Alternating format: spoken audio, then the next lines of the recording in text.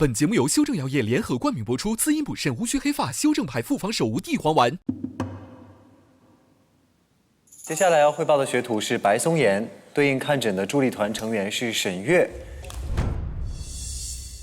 我首先是看这个3个照片儿，我的患者他的头发的密度属于正常，头发的直径也是非常匀称的，形态也是直立的，比较光滑。他的一个问题就是他的发际线这边的毛囊的毛发生长明显就没有其他部位的比较好。另外，他这里有一个红色的皮损。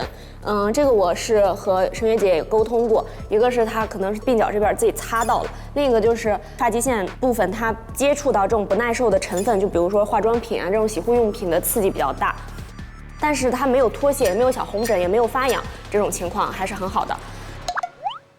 那他要什么问题没有，就让他下来吧。他就上，我都快没有发尾了，我还飞叉，世上还能顾他这个？气死我了，真的。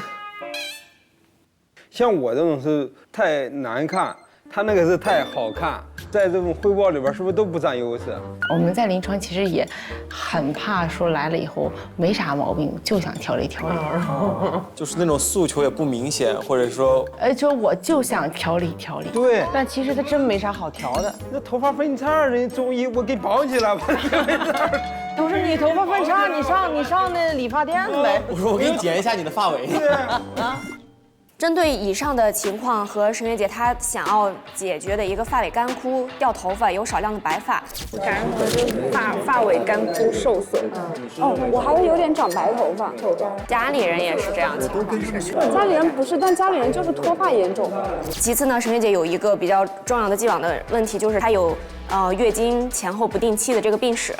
就我例假一直都是不正常的。另一个呢，沈月姐说她头顶这一块有点秃。我之前是有过斑秃的经历，大概是一两年前。其实她说的是斑秃，其实不是我们那种严格意义上的斑秃。我诊断沈月姐她就是有一个气虚血瘀，而且还是有一个肝肾不足。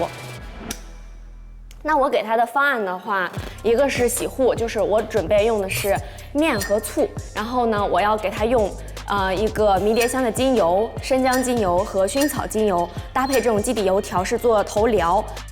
发尾干枯的问题呢，我是准备用这个椰子油，可以能够深层的滋养毛发、修护皮损。此外呢，还有一个茶饮和药膳，一个3黑粥。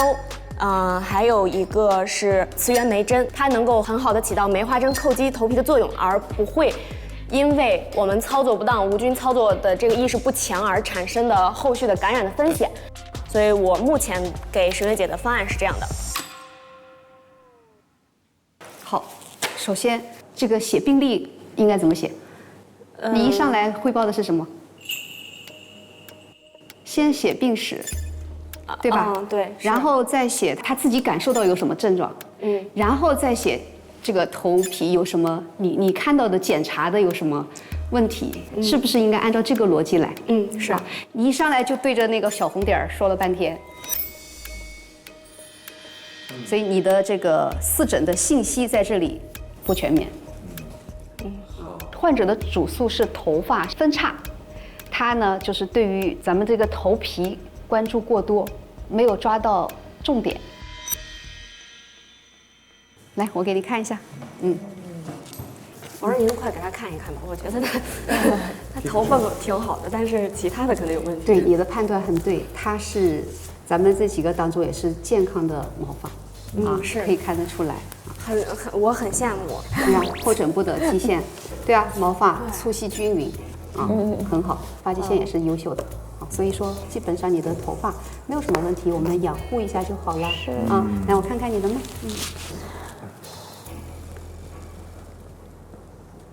他就是有点气血不足哈，老是弱弱的。他晚上还亢奋他就这样，他还经常跟徐志胜在那儿斗，是吧？所以他还是一个很可爱的小孩头皮还好。就是要养生啊，略有点这个肝郁啊，有一点脾虚，这都是非常的养生方法就可以了。就是他刚刚说他过去是有斑秃是吧？首先他这个斑秃的严重程度不是很严重，还有它的大小、它的面积。沈月姐的面积不是很大，所以它还有一个自愈性。哦，自愈性。你听到一个病，先不要着急，把所有的方法就给它上去，对吧？我们首先思路从基础的问诊哈，就是它的严重程度。一了解它就是一个特别小的一个圆形的脱发区域，可能休息休息它自己就好了。后来你那个斑秃也是自己好了，自己长出来了啊？对，它是自己长出来了。所以有时候我们跟他解释到位，不要焦虑，不要着急用那么多的方法。好，其实你后面的这些养生方法都很好。小白现在是有点着急。好，那小沈这边听了他的给你的一些建议，你有什么问题要问他吗？我们平时去赶飞机或者什么，平时日常的时候会经常戴帽子。但是我听说，如果你戴帽子戴多了的话，就头发不容易长出来，或者是会越戴越秃的情况。然后还有不同材质的帽子是不是也会影响头发生长？就是姐，你发际线这个，我就有怀疑您是戴帽子有一个摩擦。要选择这种质地是要柔软，肯定是有的。但是说戴帽子就会说捂着我们头发不长了，这个是没有可依据的啊。还有一个事情就是，女生好像洗完头发会用那个干发帽。哎，听说那个不好。哎，我一直没弄明白干发帽是咋回事。我其实也不明白。我用过。干发帽和包一个毛巾在头上有什么区别呢？干发帽的吸水性确实要比普通毛巾强。但如果我用一个吸水性好的毛巾呢？也可以代替干发帽。它有很强的吸水性。你比如说，你洗完澡以后，你如果不用干发帽，你可能出来滴滴答答的，就不停的头发在滴水。然后第二呢，你这毛巾你裹头发，你得会包啊。对，它方便，它可以很好的就是把长头发一下就包裹住了。吸水好的同时，它同时透气性也没有那么好。它会把这种形成一个湿热的环境。所以大概也就3-5分钟，不滴水了就吹。对。还有一个就是我们家是有那种遗传性的脱发的，是我外婆、我妈，直到现在头发就可能就剩这么一小撮了，所以我就很担心我之后年纪大了也会有这种问题。那按照这个遗传学，很难避免。对你很难避免脱发，但是我们不能够把您刻在您 DNA 里这一段序列拿走，但是我们可以延缓它的周期，然后改善您因为脱发会引起的一些头皮环境的改变。咱们该40岁的时候脱，我们脱到60，这也是一种胜利。是，我觉得中医治这个遗传性脱发的话，不是说完全的治愈，而是说去管理。我可以把你管到那个时候。这个回答得很好。是。那如果你长了一根白头发，你把它拔掉，它会越长越多吗？是有这个说法吗？其实这个我觉得它有一定的一个依据，是你拔的那一下，你只是铲除了那个坏的小草，你并没有改善土壤，所以它病因和治病的那个因素一直存在，你没有得到一个深层次的改善的时候，白头发就是会越长越多。所以就是长白头发多跟拔这一下没关系，是你本来这片土就有问题，就要长这个苗苗了。这个补充很到位啊。哎，老师，那如果这个白头发我不拔的话，它会在往后的调养之中，再从这根白发的基础上，再从根部变黑吗？理论上，不太可能。但是你没有见过那种头发，就是半截黑半截白？有见过，我有过。新生的白，那你最近就好神好的比较多。它就是一个短时间的经血不足而造成的，所以一般不会出现长出来的再变黑。对，那种一般就是染的啦。那咱们先他不需要给他对，还有一个治疗基本上他是 OK 呀。你还想体验什么？来，你可以点一下。对。哎，其实我胃不太好，因为我经常就是感觉胃胀啊，或者稍微吃一点就胃胀起来了。来，给你扎一扎足三里，好。扎足三里。来，躺着。他扎什么足三里啊？他这个身体跑3里地都没问题，扎什么足3里？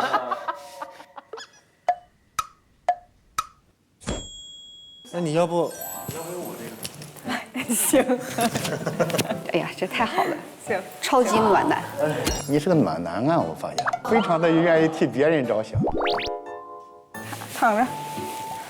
这耳穴会是微微有一点点痛，就是蚊子叮的那种感觉。行。我们可以探测一下，酸吗？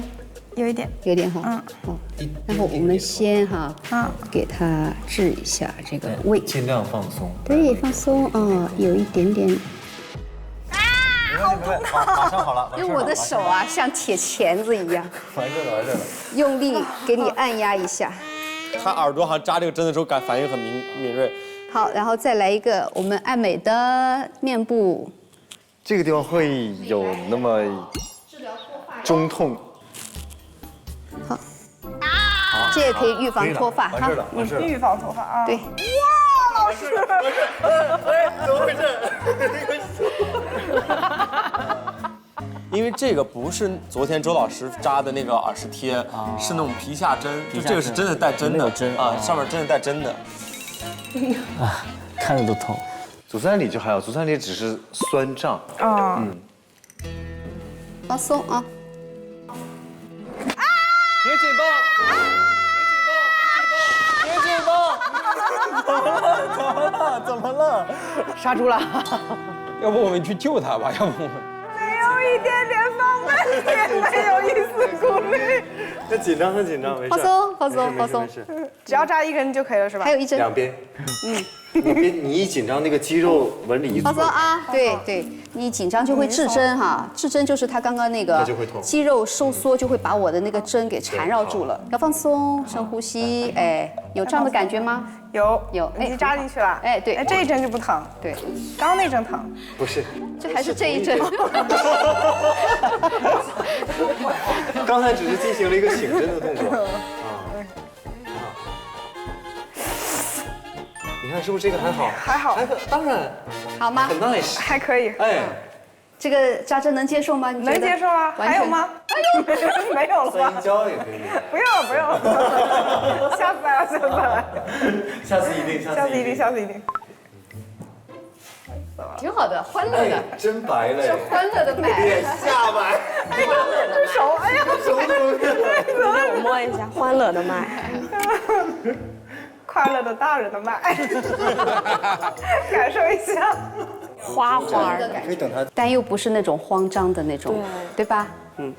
好麦。好，我们稍微留一下针啊，大概10分钟。接下来，让我们一起来看看排名情况吧。观察一下我们乐怡的表情。哎呦，你说这个打这个分真是很难啊！对呀，每一位老师坐在这个位置都是如坐针毡啊，如芒刺背。上午的看诊考核已经全部结束了，相信你们也很好奇整体排名如何。我就直接请周老师来公布上午大家的整体排名吧。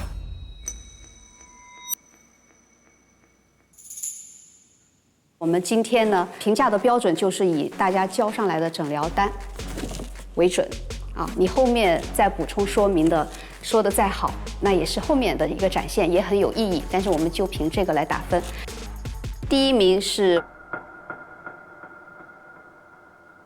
王涵，谢谢老师，谢谢。哇，成功逆袭啊！太不容易了。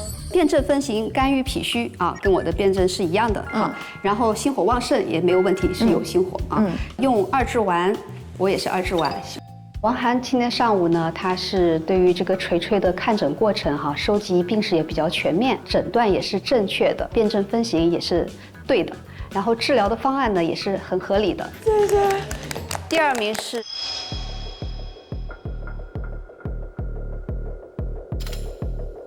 第2名是王玉，谢谢老师。王大人。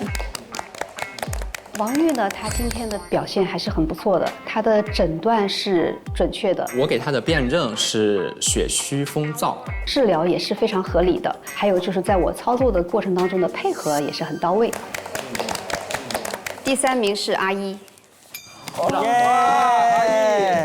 阿一的这次表现呢是很惊喜的，整体的话就是心脾两虚，诊断为头皮风痒，然后血虚风燥的一个状态。最闪光的一点就是他这次辩证治疗的定位还是比较准的，方向对了，所以他这一块的这个分数就上来了。第4名是李延静，谢谢老师。好样的，延静。他呢整体的问诊表述还是不错的，但是他交上来的这个病历，没有按格式，他没有下诊断，定位肝、疏肝、补血、活血，其实他更多的是在心脾。第5名是赵乐怡。哎呀，我们乐怡，从未想过，真是心态炸裂。但说实话，怎么也没想到自己捞了个第5。你的这个板书是最标准的，但是有一个方向错了，而是这个最重要的方向。你的这个病位是在哪里？病位其实是在肝脾。肾呢？肾啊，对，肾其实也有。他变得当下主症是什么样的问题？跟周老师的认可是有偏差。没有关系呀，对吧？我们下午还有机会。第6名是白松岩。为什么不恭喜我呢？这心态。白松岩今天上午的这个病史陈述啊，这个思路不清楚，再加上他这个诊疗单上也没有诊断啊，也没有处方，就写了要一些注意的事项，这样就肯定是不合格的。老师指出了我的问题，我确实有点过激了，我对于这个东西的理解没有那么到位。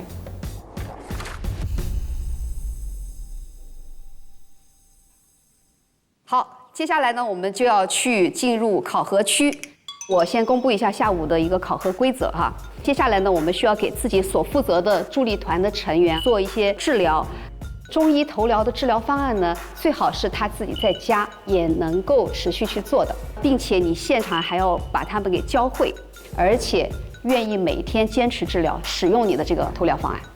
现在大家有1个小时的准备时间，1个小时之后，我们在考核区等待大家。好，谢谢老师，谢谢老师。本节目由修正药业联合冠名播出，专业良心，买药认准修正。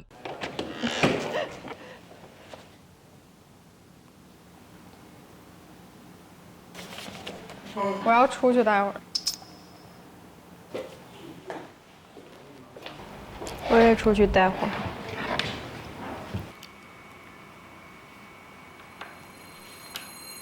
第5名是赵乐怡，板书有一个方向错了。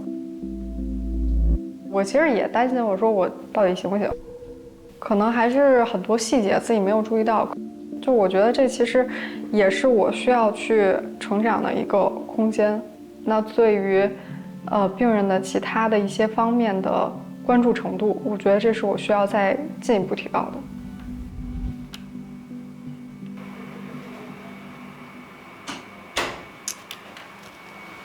谢谢。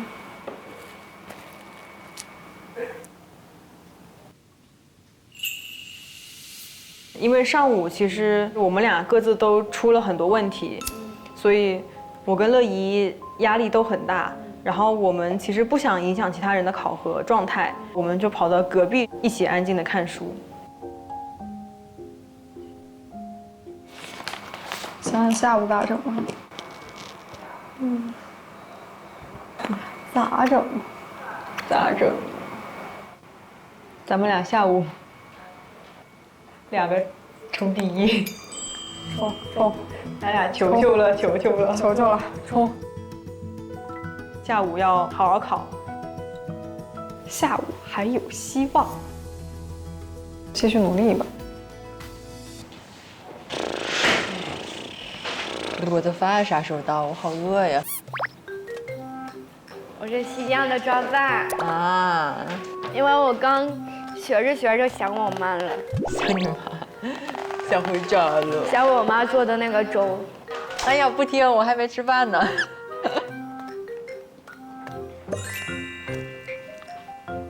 你下午有什么特别牛的思路吗？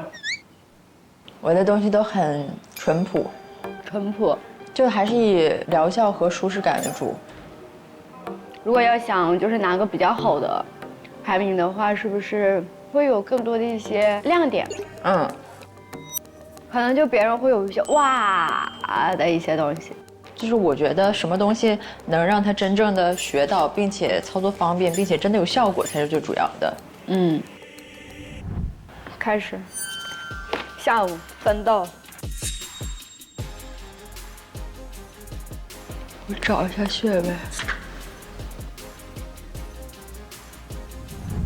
我想着自己迅速调整自己的状态，把自己能够做到的更完美的去呈现出来吧。我下午还要继续努力，争取还是保持在第2名这个水平。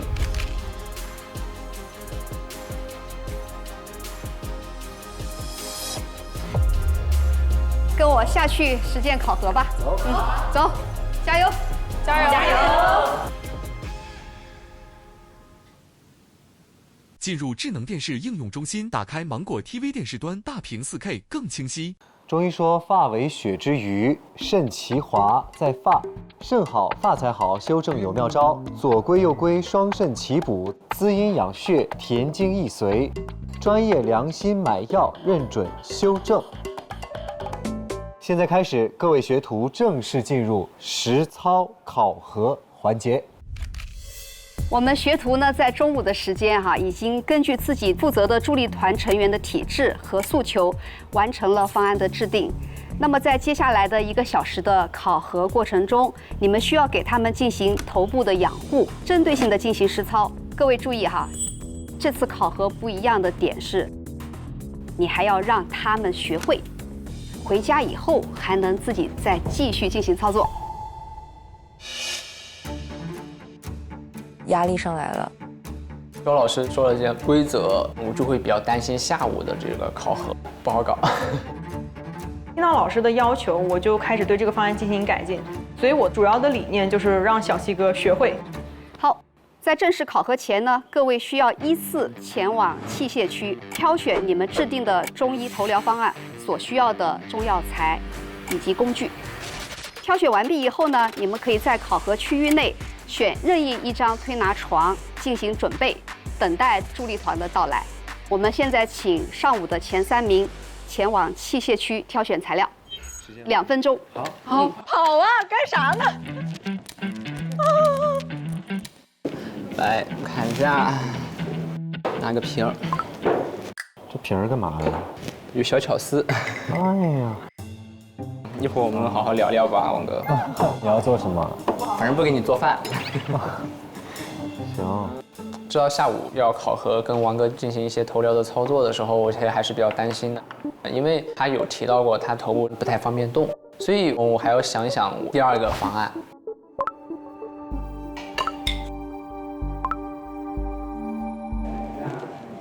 水水姐她的发质确实很干枯，所以我主要是给她以疏通气血为主，通过梳、艾灸。吴一哥的话头皮痒，所以要解决他头皮瘙痒的问题。干姜精油。来，请进。哦，好。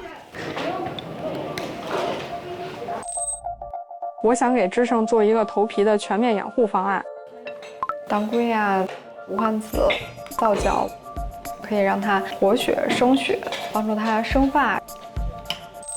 洗发水，我准备给小齐哥，首先是中药洗发水，再是一些他自己可以做的一些小操作。好，太好了。沈月姐姐发质发量本来已经很好了，我想给她更好、锦上添花的这样一个方案给到她。醋，拿着吧，先拿着。拿块姜，来吧。艾叶我也想要一些。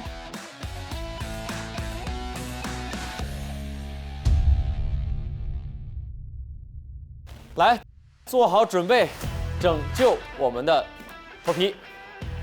头皮大作战！我们助力团的成员来了哈，来了，请各位助力团的成员到达你们看诊的医生。来了！今天下午我们势在必得，加油！加油！加油！好，接下来我们欢迎国华老师一起参与我们下午的考核。好，大家好，大家好，大家好。好，那我们的考核现在正式开始。你准备咋弄啊？我是这样的啊。你说。我其实准备了2个方案。好，就是咱们可以上病下治。其实你头皮没有特别多的瘙痒，也没有很多出油。是。如果你实在不愿意洗头的话，我给你准备了一个泡脚的方案。太好了。我们在临床当中呀，你的疗法不是所有患者都能够去接受，我们可以用其他的一些方法去代替。所以我就想了第二一套方案，就是通过这个洗发水的这个处方，增减一些药材呢，给它去泡脚。泡脚药包里面其实就是侧柏叶、何首乌、当归川芎，还有女贞子、墨旱莲、二至丸，它可以补肝肾。哇！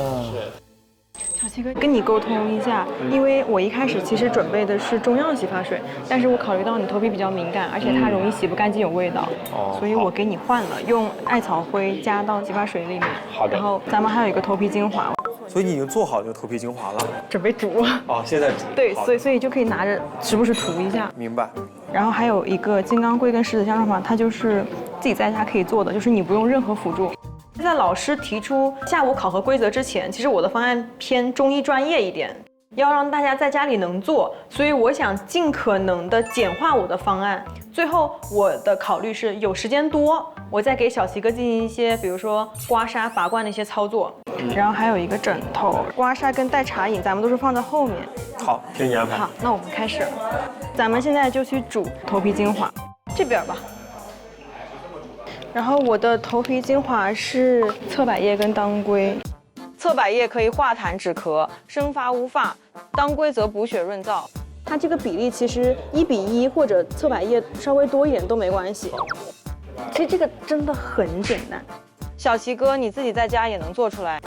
对。这个是洗发水是吧？对，然后其中需要注意的一点就是这个首乌一定要选择制何首乌，因为生的何首乌它有毒。好，就是比如说皂角跟无患子是可以进行起沫的。然后像这个树皮的话，必须得等这个药物冷却，或者是等到它温热的时候，我们才可以进行加入。那这一壶用多久？就是看咱们做的量，也就洗一次。对，然后结合它肝肾阴虚的症型，选择了一些像针对脱发非常有用的这个侧柏叶、养血的当归啊，可以改善它头皮炎症的一个微环境，并且可以让它活血生血。亲手煮的会更养头发吗？好的，走吧。就是不知道它这个没人看锅会不会淤。我来看。谢谢王哥。你们去吧。有王哥在，这个药效你就等吧。吴毅哥，就是我们说洗完头发要护发，所以我当时想用那个鸡蛋清跟那个醋，然后它味道会比较重。没关系，没关系啊，但是你就大胆的就弄就行。好的，我全力配合你。对，大概就这样左右。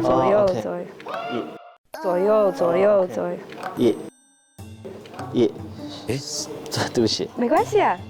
我把它舀出来行不行？醋是我们说它是属于肝的。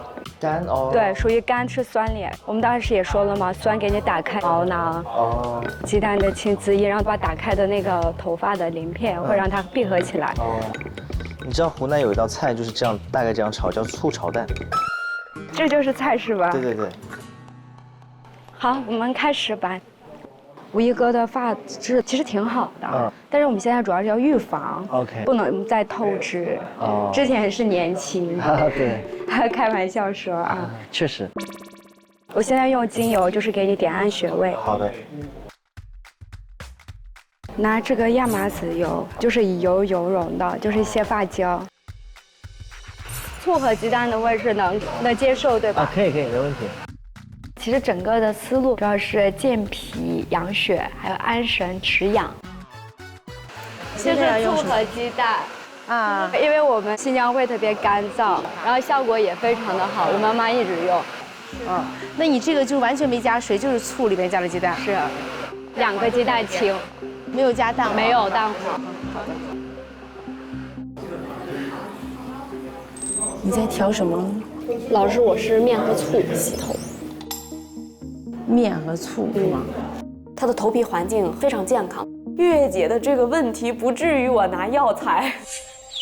我原本主诉只是发尾有一些分叉，那我就针对他日常的洗护、生活习惯的一些改变。面是天然的修复剂，可以起到一个清洁的作用。然后醋呢，它是顺应这个头皮这个弱酸性的环境。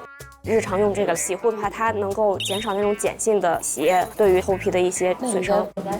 自己试过是吧？对，我们家就是这么洗头的啊。我姐姐她是产后脱发非常严重，就用了这种方法。其实沈月你头发特别好，乌黑，而且发质还挺坚韧的。对，所以就不需要说给她一个那种药呀什么的，它也不好储存，它也不好用。面和醋是家家都有的，不需要去药店。我说那我的这种普适性一定是最强的。哇，闻到了醋味。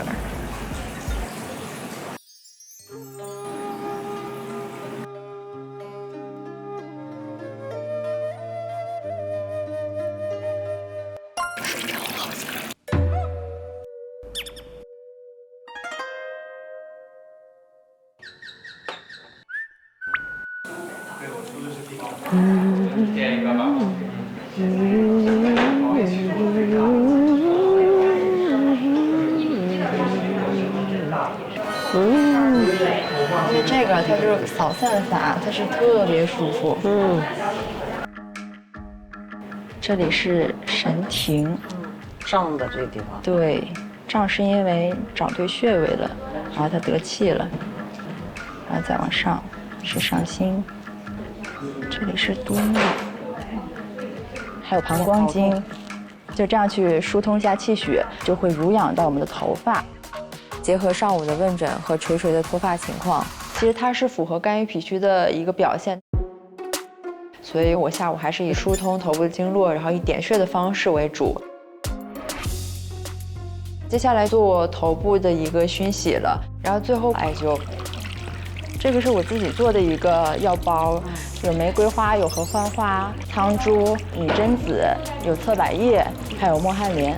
所以你没有加一些类似于像皂角啊什么的，因为我想让它的药效能够停留一下，然后第二天再洗，有点像这样的一种药液洗发，但并不是给它用一些去污的那种啊，因为它昨天晚上洗过了，对。而且姐，你不是这里的头发会比较稀疏吗？你就没事这样去自己揉，因为穴位它是一个范围，它不是一个点。好，这记住了吧？王涵属于说有一种如沐春风的感觉，他交代我的穴位以及这个穴位治疗的功能也都特别的详细，而且他还会反问你说：“你记住我刚刚说了什么？”这记住了吧？记住了。姐，你知道正确的洗头的温度吗？以我的感受为主，对，它别烫，它温热就行。对，穴位记住了吗？我就推就行。对对对，总能照顾到。对对对，梳完头之后抹纯椰子油。对，我上这考试来了。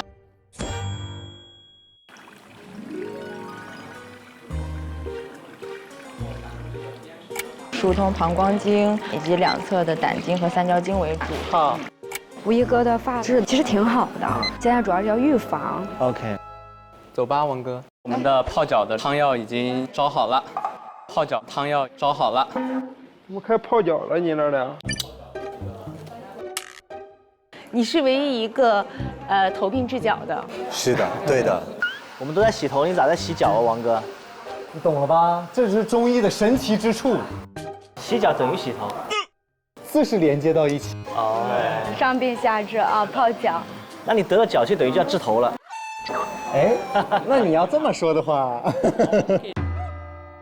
哇，正好这个温度，是吧？哎呦，正好。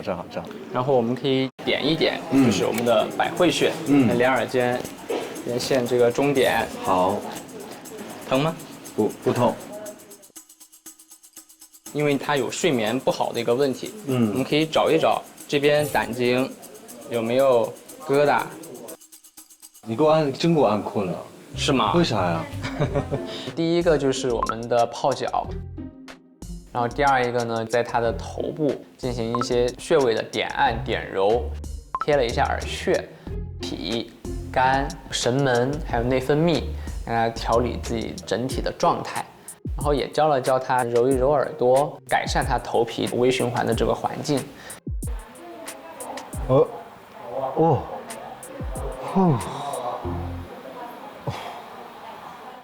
我刚才有打嗝的现象，很舒服啊。好，我们去看一下我们的洗头的。好。现在就是把那个醋和鸡蛋的味道给去掉。我们第一个点是先用一些精油来按摩头皮的穴位 ，OK， 又可以养发，还可以让发胶变软。OK， 哎，你刚刚用的是什么油来着？亚麻籽油。亚麻籽油，对，先用亚麻籽油软化，然后再用药水洗头。然后可以用鸡蛋清加醋。对，鸡蛋清加醋的就是功效是什么来着？鸡蛋清加醋，我们说鸡蛋是有形血肉制品嘛，它有一个滋阴的效果嘛。好，可以了，对，然后我们就把它吹干。好，打扫一下，我洗个手。你这个头吹干了吗？还没有，马上。你没吹干你就在外面跑，我要扣分了。sorry， 你的谁给你弄的？我我不能讲他名字。我是那个就是小白弄的。姐姐，咱们醒一下。刚才是不是睡着了？对，睡着了，太舒服了，你给我摁的。姐，你的头发真的很多。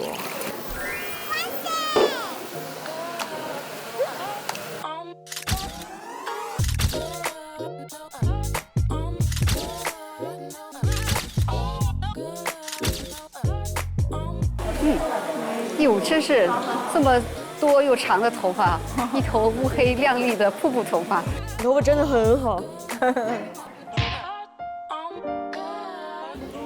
你要做一个什么？我想做精油那个头疗。哦，精油头疗。好1滴心生姜精油，然后10滴椰子油稀释，涂的油净净的，然后过一会儿一洗就 OK 了。好。我觉得这个还是不舒服。不舒服吗？不是我舒服，我担心你不舒服。我也还行。来姐，咱拿这个吧，我觉得这个你多少还是不舒服，不得劲。这样，觉得现在好点吧？然后我给你搓热了以后，我给你好好拿一下。哇，疼吗？不疼，不疼。这力道行不行？很舒服。还有一种就是这个器具，给你选了一个这个针，这个叫你可以看到这个是施怀堂瓷针。这个施怀堂老先生是山西人，他这边头是这种梅花头，它的刺激量也很大，而且它是浮刺，它不用出血，它不会感染。就是姐姐，你有没有看过那种新闻？就是说他有一个男孩骨折了，然后包着石膏，结果过了2个月拆了石膏之后，发现腿断了的那个地方，长了一撮毛。对，就是因为他腿断了吧，气血就都涌到那儿，用来修复了。那就你只要气血上来的地方，它那个毛发自然就只要气血足，它的毛发就长得好。对，所以秃就是因为气血亏损。对，还有肾气。对，肾气。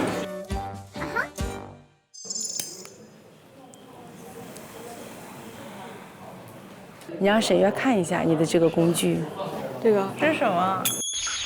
它里边放艾柱，然后有一个这样网，防止这个艾会脱落，灼伤我们这个肌肤。然后这样的话，这边又可以防止这个艾烟出来，然后整个这个器皿是这样的。我会不会今天晚上睡得很好啊？做完这个，一定会的。感觉很放松啊，头皮整个都松下来了，舒服，好舒服。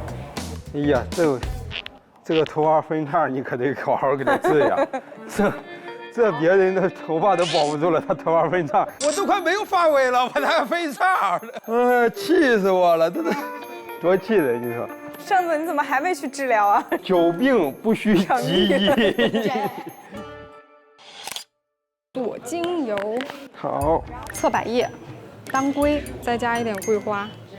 精油是黑中草籽，这个其实是新疆的一种，然后但是它对这种养发是很好的一个作用。然后这个是亚麻籽油，为什么选择它呢？因为这个毕竟是新疆特产，咱平时家里可能没有那么好获取。这个可以之后回家的时候再用，现在还不打开，得等3个月之后再用。打持久的。躺下，咱们就要开始。要洗头是吗？对。OK， 我把假发片摘了。哦，对，得摘。然后咱们有弄发际线粉吗？这还了得，用发际线粉再用假发片。假发片，这还了得。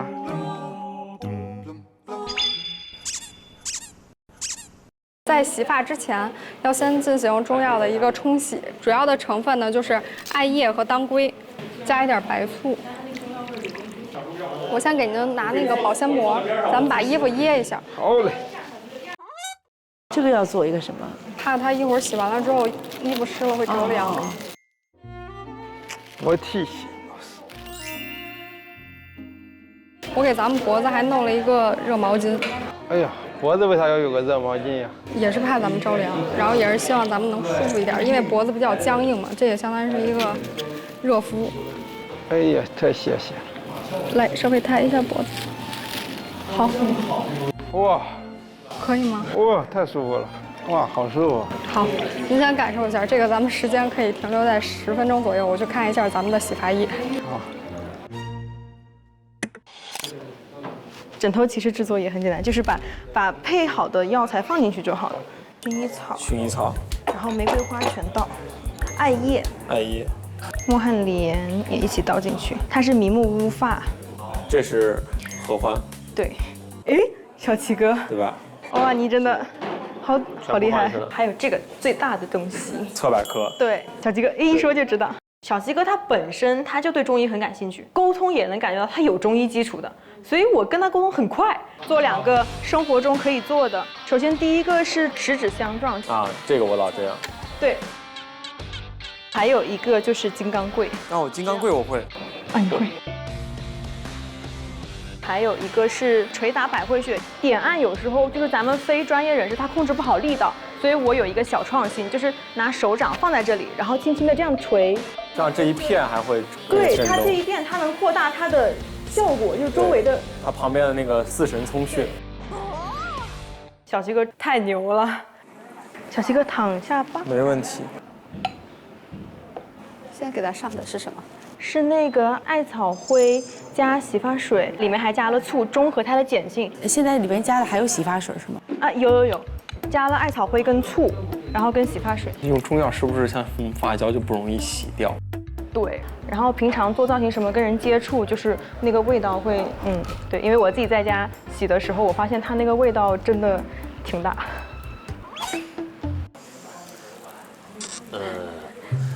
真的委屈你这个身高了。会，我们从上学那会儿我就一直这样洗头，现在有时候也会这么洗头，所以我也会这么洗头，所以非常习惯这个姿势，这样更方便一点。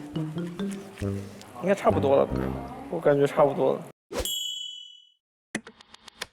了。因为我今天确实是刚刚准备了这个洗头的方法，然后我想就是。虽然王哥不想洗头发，但是我觉得还是洗一次头发更能直接的加深王哥对知识点的掌握。后来我就想到了一个方法，就是要不就洗我的头吧，你可以帮我洗洗吗？当然可以了。那我就来吧，躺着了啊！谢谢老师，请您当我的试卷。王玉一直关心的是我有没有掌握，所以他最后选择就是来，你来给我操作。然后这个皂角是不能进眼睛的。对，进眼睛它非常刺激。好，这个东西它是可以接触头皮的吗？可以的。先按照督脉，对，从督脉从前往后这样的推，这样的手法可以吗？可以。好，在治疗的过程当中，他确确实实的教会了我，而且让我的体验感非常好。哦，这个它不但能把发胶洗掉，而且你头发现在摸起来很强壮。是的。自己不洗头，给别人洗上头来。啊？怎么了？闭嘴。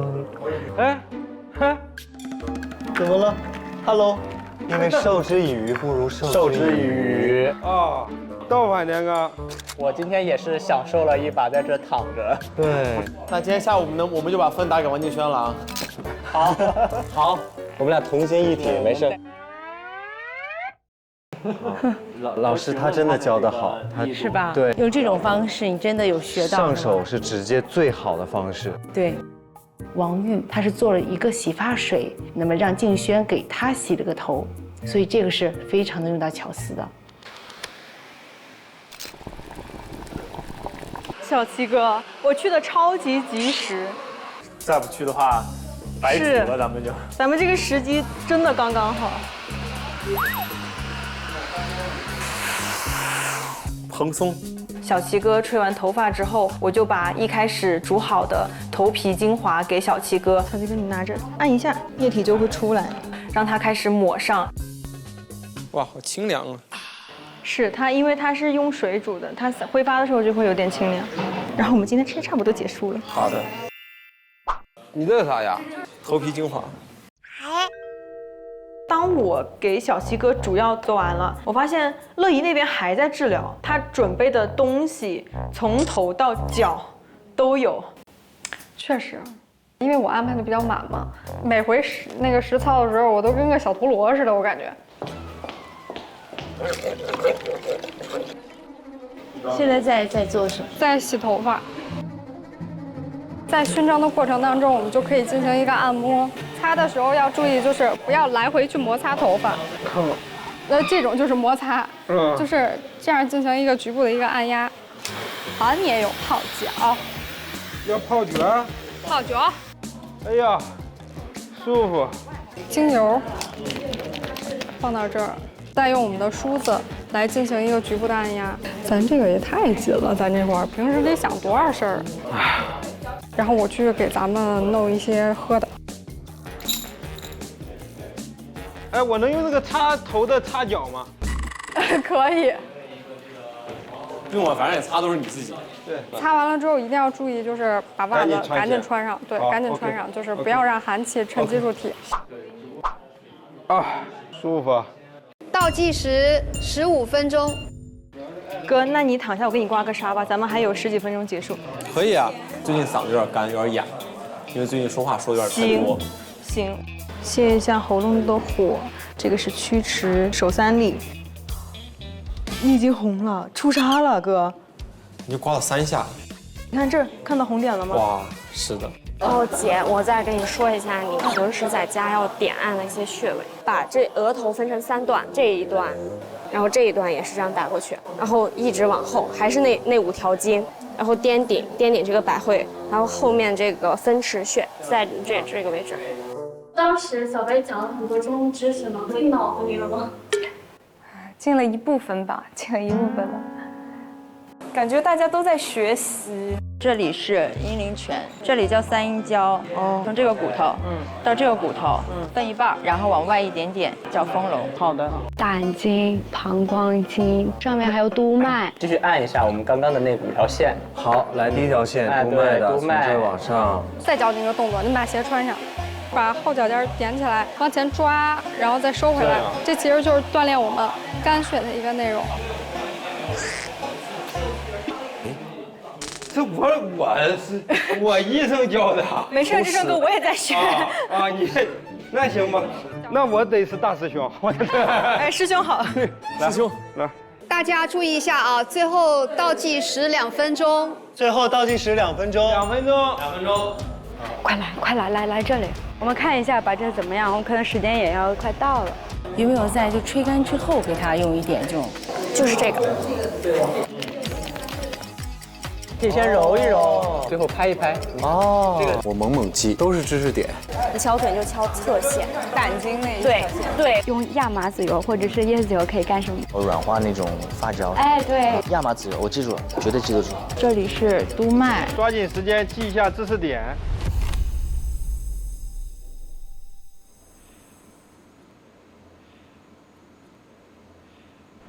那我们现在呢，所有的考核就全部结束了。接下来由我呢考核咱们的助力团成员。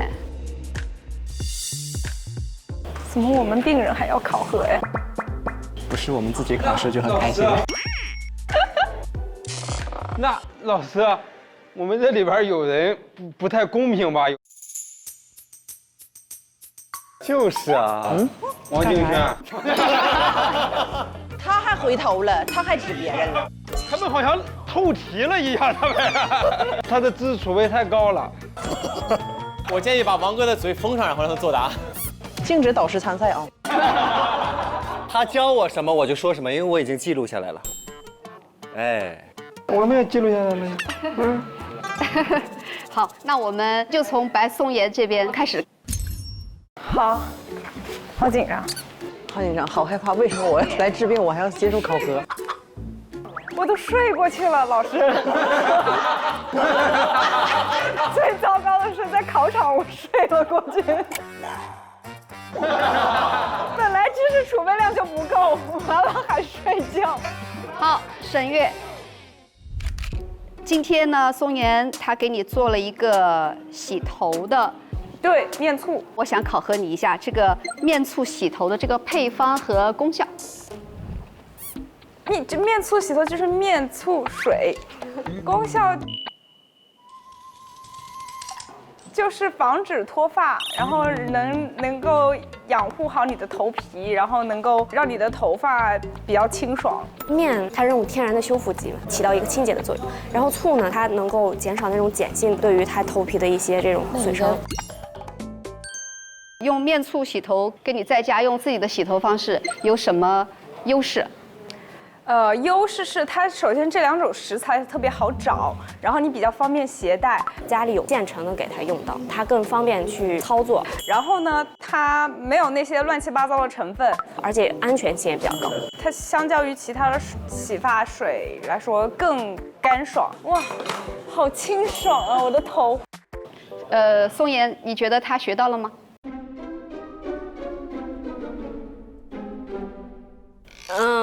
其实我对于我的患者，如果他能够掌握到这个程度，我非常的满意。松岩情商太高了，松岩，最高情商。你好委婉哦。哇，还会说话了。你也这么说啊？对。然后李延进组哈，小齐，哎，我想问问你，一开始他给你做了一个洗发水，这个洗发水的制作方式和功效是什么？这个制作方式非常简单，就是拿这个艾草的灰和米白醋，按照2:1的比例进行混合。是因为艾草灰是碱性的，然后醋是酸性的，它们能更好的清洁头皮，带走头皮和头发上的杂质，而且是日常当中最容易找到的材料，和所有的洗发水都能搭配在一块儿，所以他就选择了这个方式。那这个洗发水在你头皮上洗完以后，你的感受是什么？洗完之后，头皮会感觉很清爽，然后很干净，到现在为止也不会有任何出油的感受。今天本身就带了发胶，因为以往说我们带发胶不是那么好清洁的，但是今天在洗的过程当中不会有明显的刺激。那艾草灰它的作用，真是站在考官那儿了，太僭越了，僭越，不许说我们的智商。然后王涵，哎，我考核锤锤哈，考核锤锤，我想知道你今天做的流程，其中有一个是点揉穴位，丰隆穴在哪里？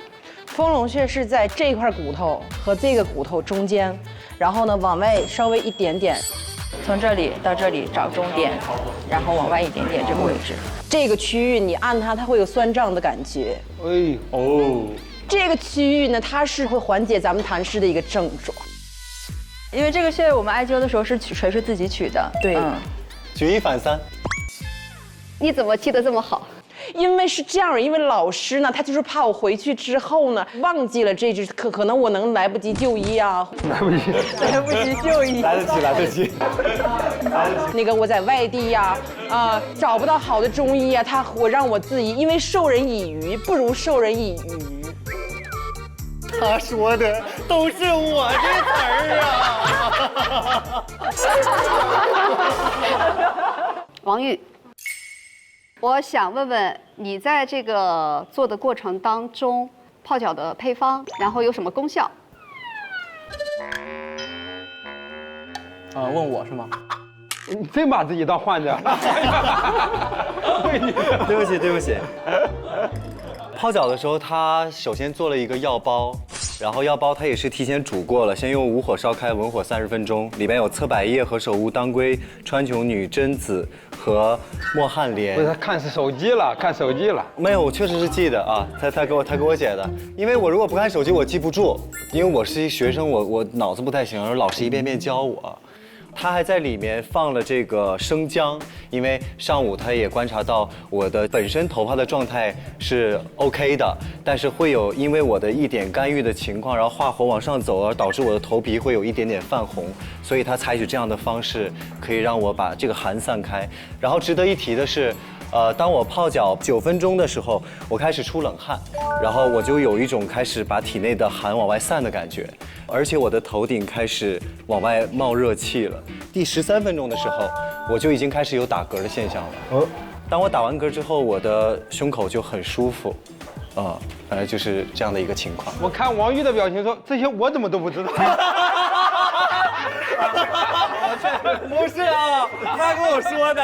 对，我确实是跟他说，但是他的身体的这些反应，对，就是是我的意料之外，没想到王哥就是这个药效那么好，这么有反馈。阿姨的这一组5亿哈。在做的过程当中，我注意到阿姨给你做了一个护发素，就是醋和鸡蛋清，洗完头发之后滋养头皮。这个护发素配方是什么？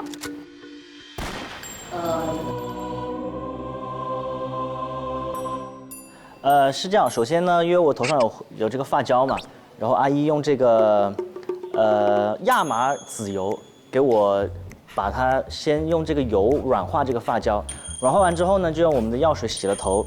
洗完头之后呢，他用了一个家常食用的醋和鸡蛋清一起混成的一个这种功效的这种油吧，去擦到我的头发上，对，提亮这个光泽和柔顺度。然后之后呢，再去帮我一起制作了一款洗发水，我们叫做初入职场洗发水。搅一搅，给它做一个中药洗发露，让它带回去。哇，厉害！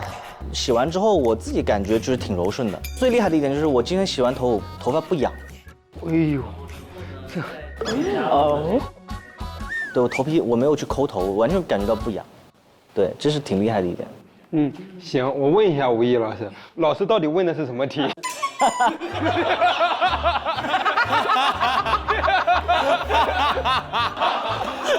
不是，你像那个洗发水代言人。老师到底问的什么题？你把题干抄了一遍。反正我把我知道的全说了，全交代了。这种就是知道他就写上，答案在里面是吧？我们文科生答题会这样子，主动交代。稍微给大家一个提醒一下，因为养头发大家都会用到何首乌，是的，一定要注意要用什么？治何首乌。治何首乌，治何首乌。你看都不知道吧？你看都不知道吧？我没有听到一个人回答出来。选择性无视。对，你看老师只有我知道。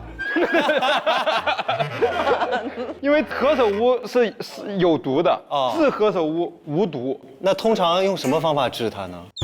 志成老师中毒了怎么办呢？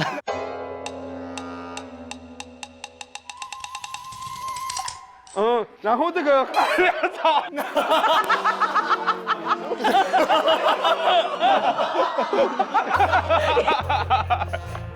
好，它这个精油要浸泡多少天？这个是2个月，因为它要把它的有效成分全部浸出来，用油的方式。因为中医里边的很多这种有效物质是脂溶性的，所以说用油的话，它能把有效成分能给浸出来。这个是因为我是学那个有机材料化学的。这个跟乐怡暂时没什么关联。但乐怡确实很详细，所有的东西，他为了我回去方便我回去自己做，因为俗话说好记性不如。这时候都不知道了。不想接，不想接。好记性不如烂笔头，所以我觉得，记住不是问题，关键是不忘。而怎么不忘呢？有这么一个详细的操作指南。谢谢乐怡，谢谢乐怡，谢谢。哎呦我天哪，绅士里。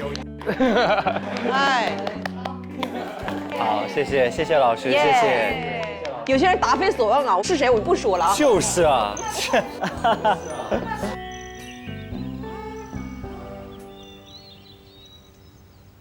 我们学徒到大论堂等候啊。好。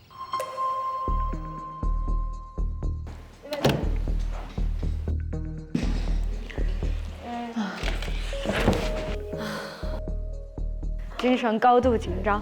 哦，我摸一下你头皮，好紧。哦，好紧，怎么办？看来你按，快给我按。笑不出来。哎，老师来了。老师好，老师好，老师好。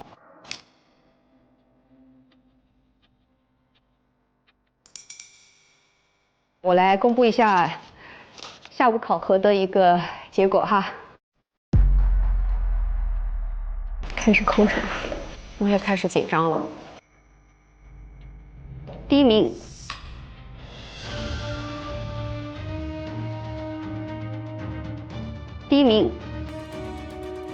王玉。谢谢老师。王玉今天其实拿了一手非常难打的牌，因为不能洗头，他就积极的想别的方案。你是唯一一个头鬓至角的。是的，哇，正好这个温度，是吧？正好。头皮给它刮痧、点穴，而且解说的非常到位。胆经不也是阳经的穴位吗？在晚上咱们胆经当令的时候，轻轻的揉一揉，这样的话帮助它的这个血液归肝。洗头就是我们考核很重要的一个方面，所以他就教静轩给自己洗。先把那个头发打湿，打湿的时候我们按一按，角孙、率补、百会，所有的呈现都堪称完美，我们都一致认为就是第一名。谢谢老师。对于今天我自己的表现，我还是比较满意的，受到了老师们的肯定。王玉今天呢，其实他非常的聪明，他采取的方案是，我来洗我自己，做的是非常的巧思哈。我觉得这是对我非常非常大的鼓励。其实每一次进来，我都会去看我的中药材，看一下哪个是猫爪草。哎呀，这个小猫，耶，第二。我看了自己的排名，从一开始第2，然后慢慢又掉到最后现在的总排名掉到第5。我非常想要获得肯定，我觉得我今天确实是做到了超越自己。第2名，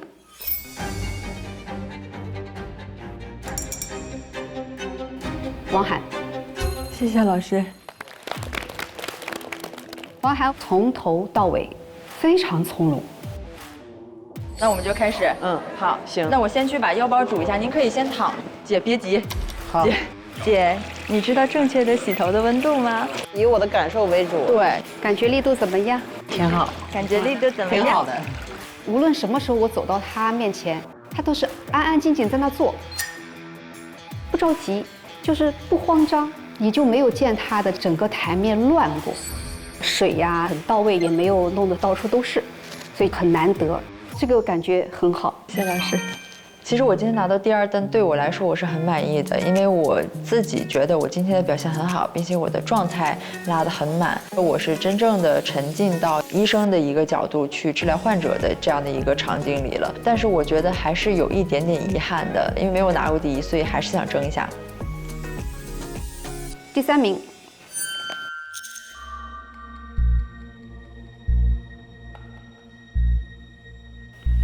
赵乐怡。乐怡呢，今天确实顶着也是很大的压力。上午呢，她是第5名，那今天下午她是卯足了劲儿啊，我也看得出来，一如既往的准备得很详实。然后咱们就开始做精油，可以，然后做药枕，进行一个中药液的一个清洗，督脉的一些穴位进行一个点按。好，你也有泡脚，要泡脚，泡脚，舒服。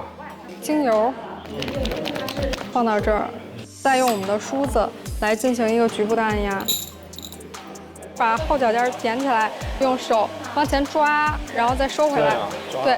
然后还有就是，我再给你提一个建议哈，完全不用给自己安排那么满。我们说给助力团成员是简单易行，你给到他的方案，那么多，每天都做或者是坚持做，容易做到吗？很难。其实有1、2项他能够坚持做就可以了。可能我把时间更多的是放在了专业上面，那对于病人的其他的一些方面的关注程度，我觉得这是我需要再进一步提高的。第4名，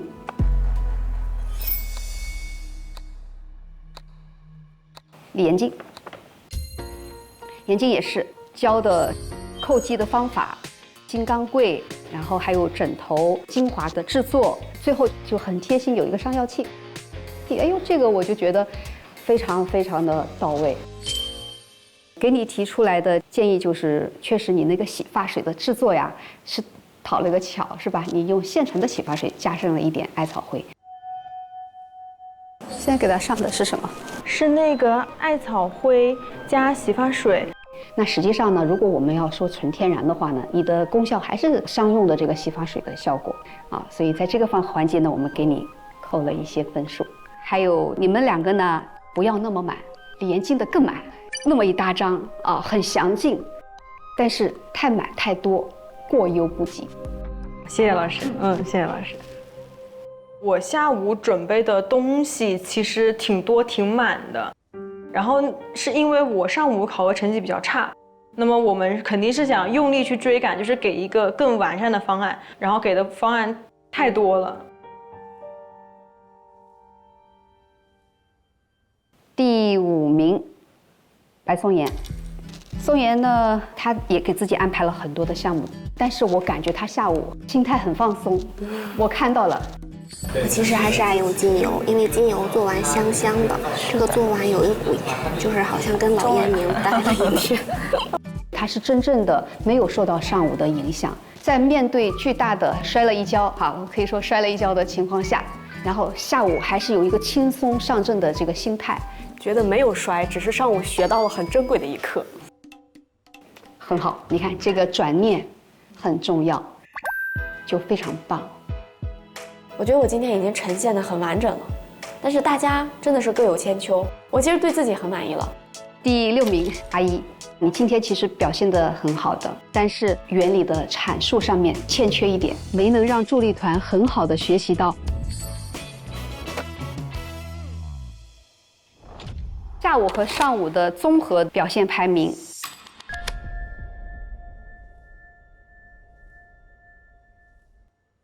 这是我的一个小结哈。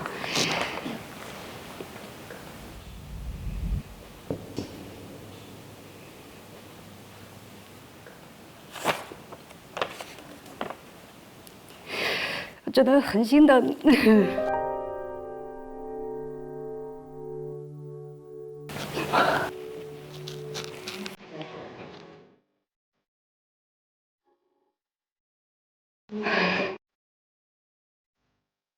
我非常的心疼，你知道吗？我非常的心疼，就是对于你们来说特别不容易，这么多期的高压的环境、高压的赛制，而且一切都是未知。我们对接下来作为老师，对于我怎么来给你们打分也是未知的。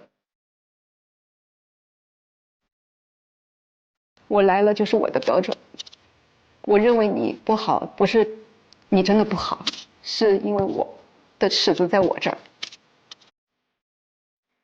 我希望看到的是你们面对挫折的那种韧劲。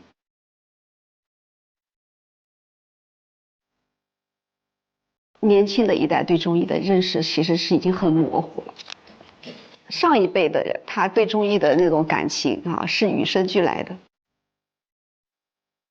到了我们这一代，当年我的同学毕业以后，改行的就很多，坚持下来做中医的也是为数不多的。所以说，你想想，中医发展的力量在哪里？储备在哪里？这么好的东西，我自己觉得中医让我过得很幸福。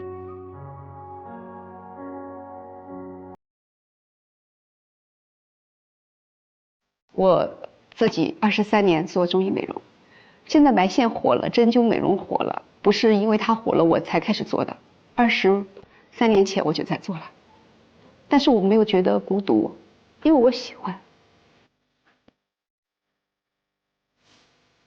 起起落落就是人生，我只有体验过低谷，我才知道这个巅峰的价值和意义。我一直在巅峰上，我将毫无挑战，享受不到克服某一个困难以后带来的价值感。我觉得未来大国中医的当当和光芒，我觉得你们能够来呈现。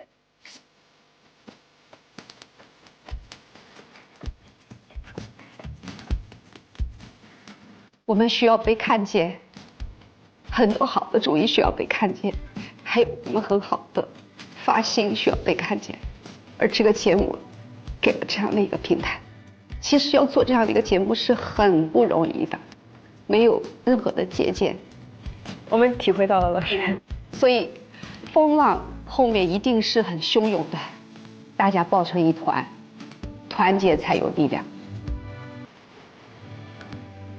你们是未来。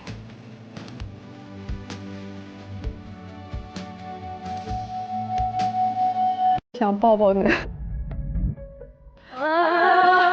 那我太辛苦了。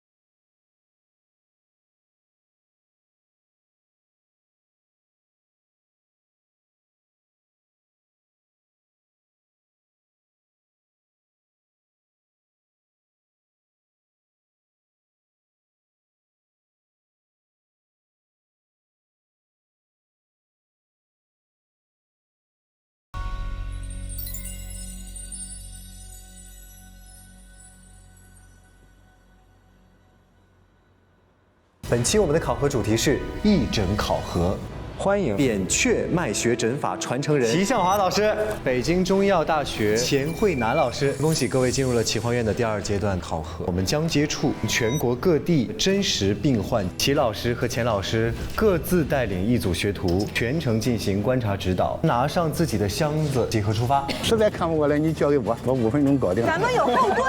下雨了还没有办法扎针，埋线也做不了，拔罐什么也没有办法做。情绪不要憋住，想多至少。这个脱发跟你情绪也有关系哦。全身关节都会疼痛，骨头坏死，情绪问题很严重的。20多年，嗅觉失灵，那我就给您点按一下外面的迎香穴。这个地方小结穴，自己起来，是不是顺了很多？来，走2步，走2步，可以吧？哦，韩国人。各位好，各位好。传染性出血、湿疹、手腕压力比较大，脚尖有麻木的感觉。上门的第一位病患呢，就是无声小吃摊的摊主，听力障碍怎么去和他去交流，这是个问题。是留下伤疤的，他的脉浮力不够，往下按他浮不起来。我摁了一下，他这个脉马上就上来了。有力的。扎上针以后，你再看一看。他好怕爸爸疼，小棉袄真的很贴心。国家抗战英雄陈忠明老爷爷104岁，心脏痛疼。这个房产直接就是来自于生闷气，不敢反抗老伴。抑郁20年。你这里是怎么了？很强的自杀倾向。即将见到的这一位，白血病 M3型，江雅医院首例存活案例。他说现在就是有3把枪同时顶着你，无论哪一把响了，你都得死。这个病啊，确实很复杂，对你们来讲啊，也是非常的困难，很难。欢迎来到你最好吃。中医里边讲的是情志疗法，百病由心生，心开心了，你会感觉什么事情都对了。是的，我每天上班真的很开心，这么健康。也不是呀，你发烧不都分叉了吗？有总比没有强。我现在要去主题乐园了。我觉得我变得更有锋芒了一些，现在我就是单刀直入的那种感觉。好喜欢之前的你。我给你们带的礼物，冬奥志愿的时候做的一个贺卡，希望这个可以激励你们。内心的温柔是最好的药引。看着太准了，有点感动。啥字儿？不必犹豫焦虑，你本身的样子就很好。哎呀，抱一个吧，抱一个吧，来，兄弟抱一下，说你心里话。